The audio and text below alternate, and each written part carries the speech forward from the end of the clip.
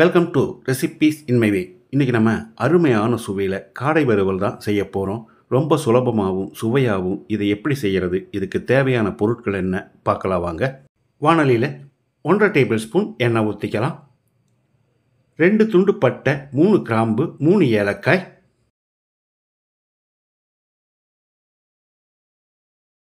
2 பெரிய வெங்காயம் நீல வாக்கில் நறுக்கினது.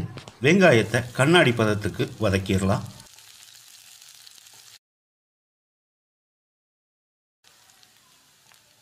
வெங்காயம் இந்த அளவுக்கு வதங்கினது போதும். இதில் 1.5 டேபிள் ஸ்பூன் இஞ்சி பூண்டு விழுது சேர்த்து பச்சை வாசனை போகிற அளவுக்கு ஃப்ரை பண்ணிக்கலாம்.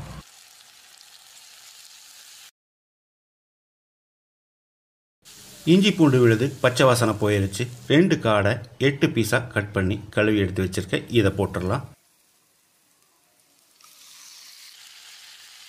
அளவான தீயில் இதை ஒரு 5 நிமிஷம் நல்லா ஃப்ரை பண்ணணும்.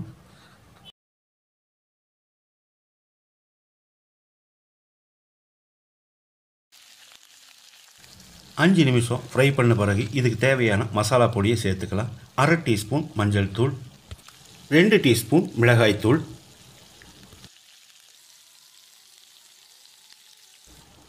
2 டீஸ்பூன் மல்லித்தூள்,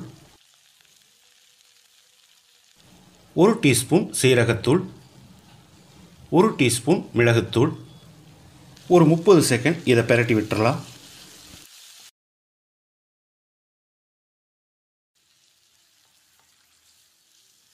இப்போ இதில் 2 டேபிள் ஸ்பூன் தயிர் சேர்த்துக்கலாம். தயிர் சேர்க்கும்போது காடை சீக்கிரமாக வெந்துடும். 1 டீஸ்பூன் உப்பு.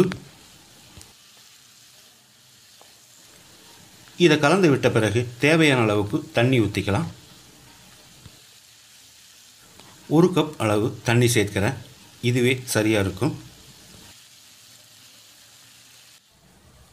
இதோட பொடியாக நறுக்கின ஒரு தக்காளியை சேர்த்து கலந்து விட்டுறலாம்.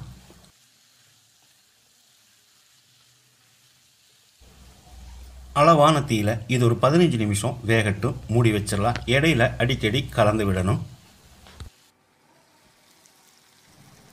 15 நிமிஷம் மூடி வச்சு வேக விட்டுருந்தோம். காடை நல்லாவே வெந்துருச்சு. இதை நான் கொஞ்சம் ட்ரையாக பண்ண போகிறேன். அதனால் இன்னொரு நிமிஷம் தீ அதிகப்படுத்தி வச்சு ஃப்ரை பண்ணிக்கலாம்.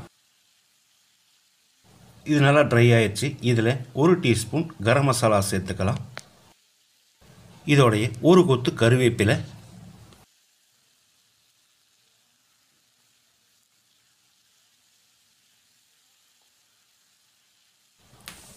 கொஞ்சமாக நறுக்கின மல்லி இலையும் சேர்த்து கலந்து விட்டுறலாம்.